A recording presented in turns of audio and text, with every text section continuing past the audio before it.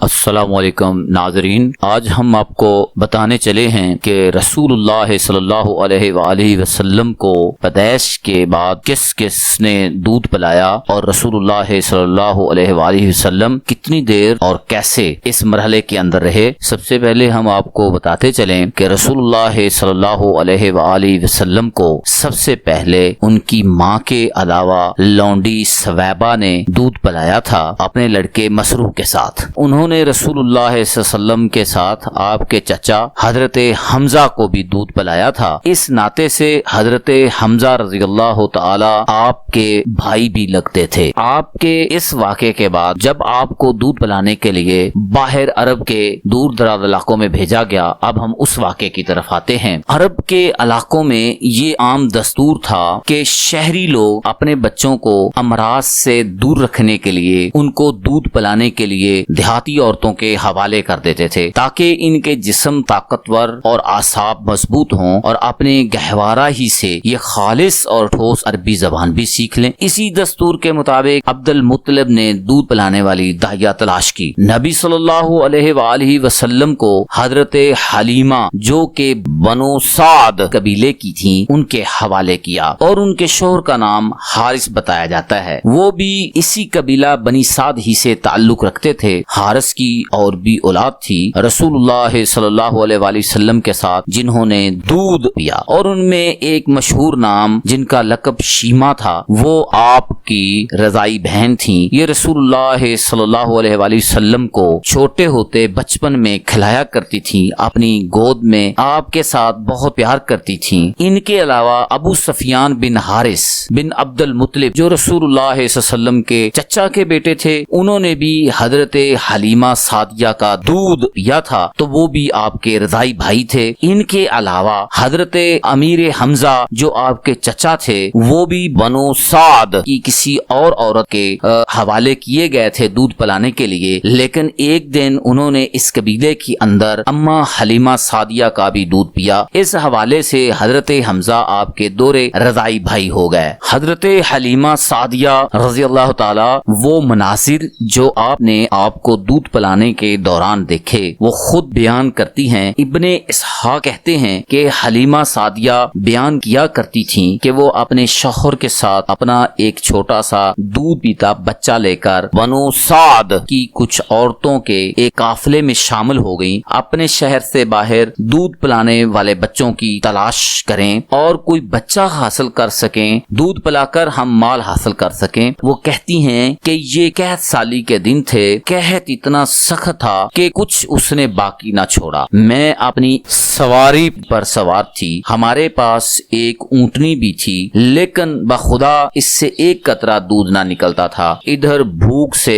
بچہ اس قدر بلکتا تھا کہ ہم رات بھر سو نہیں سکتے تھے۔ نہ میرے سینے میں بچے کے لیے کچھ تھا، نہ اونٹنی اس کی خوراک پوری کرتی تھی، بس ہم بارش اور خوشحالی کی آس لگائے بیٹھے تھے۔ میں اپنی سواری پر سوار ہو کر دوسری عورتوں کے ساتھ میں بھی آہستہ آہستہ چل پڑی، لیکن میری سواری کمزور تھی، سست تھی، چونکہ کھانے پینے کے لیے کچھ نہیں ملتا تھا، اور وہ قافلہ جو بچے ڈھونڈنے کے لیے نکلا ہوا تھا، دودھ پلانے والے بچے، تو وہ ہم سے آگے نکل گیا۔ خیر کسی نہ کسی طرح دودھ پینے والے بچوں کی تلاش میں ہم مکہ پہنچ گئے، تو ہم میں سے کوئی ایسی عورت نہیں تھی جو رسول اللہ صلی اللہ علیہ وسلم کے گھر نہ پہنچی ہو اور آپ کو رسول اللہ صلی اللہ علیہ وآلہ وسلم کو پیش نہ کیا گیا ہو، مگر سب نے یتیم سمجھ کر چھوڑ دیا کہ ان کے گھر سے ہمیں کیا مال و متاع ملے گا۔ سب نے لینے سے انکار کر دیا۔ فرماتی ہیں کہ میں لیٹ پہنچی تو مجھے بھی رسول اللہ صلی اللہ علیہ وآلہ وسلم کو پہلے لینے سے انکار کر دیا، اور میں نے جب انکار کیا تو مجھے اور کوئی بچہ نہ ملا۔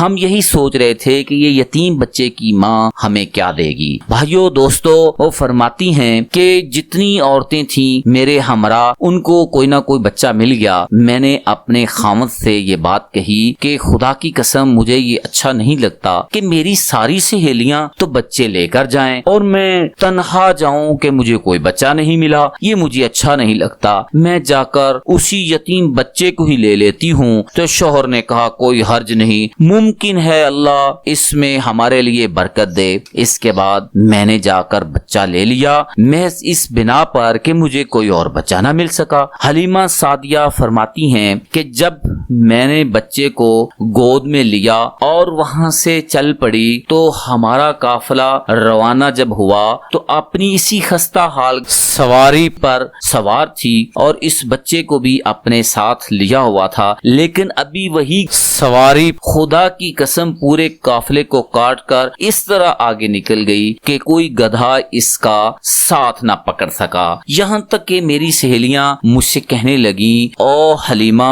یہ کیا ہے، ارے یہ کیا ہے، ذرا ہم پر بھی مہربانی کر، آخر یہ تیری وہی سواری تو ہے جس پر تو سوار ہو کر آئی تھی۔ میں کہتی ہاں بخدا یہ وہی ہے۔ وہ کہتی اس کا یقیناً کوئی خاص معاملہ ہے۔ حضرت حلیمہ سعدیہ رضی اللہ تعالیٰ کہتی ہیں جب میں بچے کو لے کر اپنے ڈیرے پر واپس آئی، اسے اپنی آغوش میں رکھا تو میں نے کیا دیکھا کہ میرے سینہ میں اللہ نے بہت زیادہ دودھ دے دیا۔ اس بچے نے سیر ہو کر دودھ پیا، اس کے ساتھ میرا جو اپنا بیٹا تھا جس کو دودھ نہیں ملتا تھا اس نے بھی خوب جی بھر کر دودھ پیا۔ پھر دونوں بچے یہ سو گئے، حالانکہ اس سے پہلے ہم اپنے بچے کے ساتھ سو نہیں سکتے تھے، وہ بھوک سے بلکتا رہتا تھا۔ اور میرے شوہر اونٹنی دھونے گئے تو دیکھا اس کا تھن دودھ سے لبریز تھا۔ اس سے پہلے ہماری اونٹنی دودھ نہیں دے رہی تھی، چونکہ قحط سالی تھی، اسے کھانے پینے کے لیے کچھ نہیں مل رہا تھا۔ اس نے اتنا دودھ دیا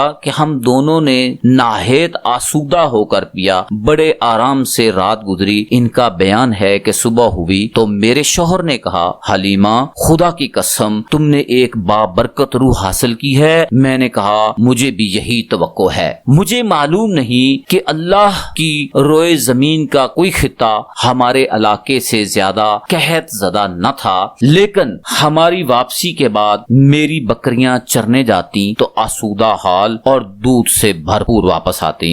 ہم دودھ دھوتے اور پیتے جبکہ کسی اور انسان کو دودھ کا ایک قطرہ بھی نصیب نہ ہوتا۔ ان کے جانوروں کے تھنوں میں دودھ سرے سے ہی رہتا ہی نہ تھا، حتیٰ کہ ہماری قوم کے شہری اپنے چرواہوں سے کہتے کم بختو جانور وہیں چرانے لے جایا کرو جہاں حلیمہ سعدیہ کے چرواہے لے کر جاتے ہیں، لیکن تب بھی ان کی بکریاں بھوکی واپس آتی، ان کے اندر قطرہ دودھ کا باقی نہ ملتا اور میری بکریاں جب واپس آتی آسودہ ہوتی، دودھ سے بھرپور ہوتی۔ اس طرح ہم اللہ کی طرف سے مسلسل خیر کا مشاہدہ کرتے رہے، یہاں تک کہ اس بچے کے 2 سال پورے ہو گئے اور میں نے اسے دودھ چھڑا دیا۔ یہ بچہ دوسرے بچوں کے مقابلے میں اس طرح بڑھ رہا تھا کہ 2 سال پورے ہوتے ہوتے وہ کڑا اور گٹھیلا ہو چلا، یعنی کہ دوسرے بچوں سے آسودہ اور بہتر حالت میں تھا۔ اس کے بعد ہم اس بچے کو اس کی والدہ کے پاس لے گئے، لیکن ہم اس کی جو برکت دیکھتے آئے تھے اس کی وجہ سے